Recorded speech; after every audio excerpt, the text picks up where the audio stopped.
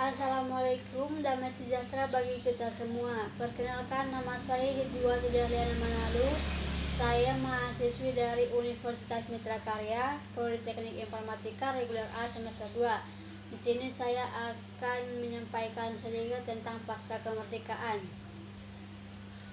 Masa awal kemerdekaan.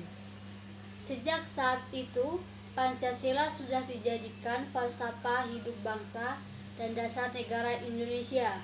Maka pada saat itu pula warga Indonesia sudah tertekat untuk melepaskan diri dari segala bentuk penjajahan dan menjadi bangsa mandiri.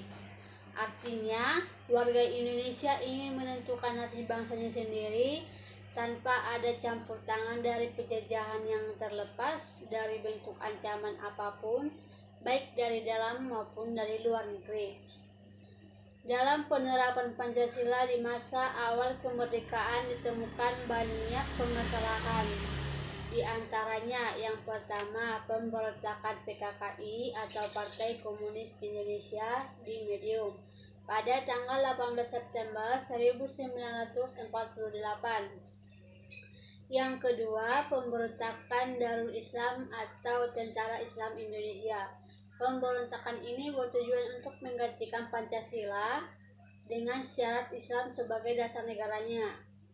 Yang ketiga, pemberontakan Republik Maluku Selatan atau MNS. Pemberontakan ini bertujuan untuk mendirikan negara sendiri. Yang keempat, pemerintah revolusioner Republik Indonesia atau PRRI atau Perjuangan Rakyat Semesta ataupun Persemesta sebagai bentuk gerakan protes ke pemerintahan pusat. Penerapan Pancasila dari masa ke masa. Yang pertama masa Orde Lama, yang kedua masa Orde Baru, yang ketiga masa reformasi.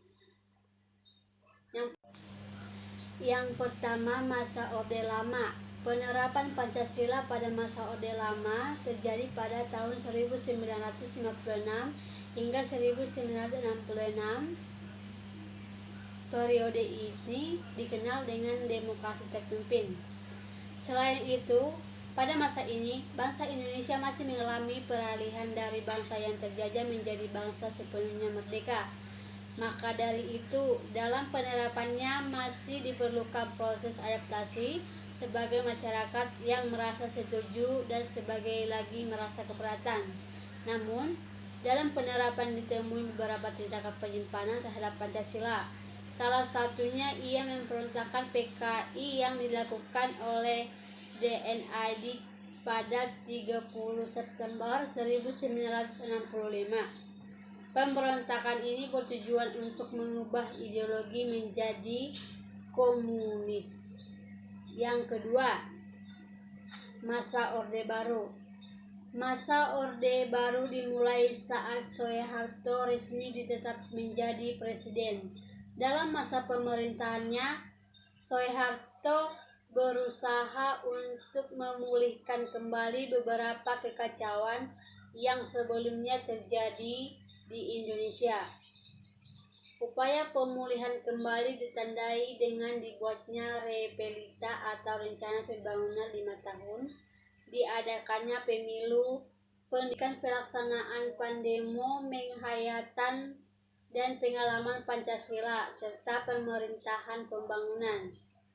Yang ketiga, masa reformasi. Masa reformasi dimulai saat Soeharto mundur dari jabatannya dan digantikan oleh B.J. Habibie.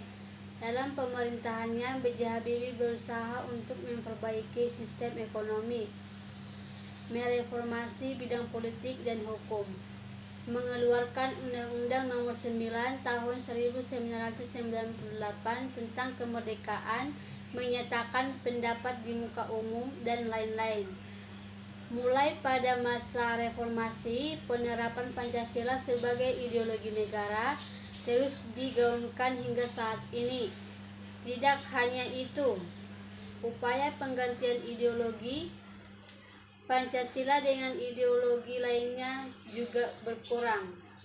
Maka bisa ditarik kesimpulan Jika penerapan Pancasila dari masa ke masa selalu mengalami permasalahan atau kendalaan, namun hal ini tidak menyurutkan semangat penerapan Pancasila dalam kehidupan sehari-hari, baik dalam lingkungan pemerintah maupun masyarakat.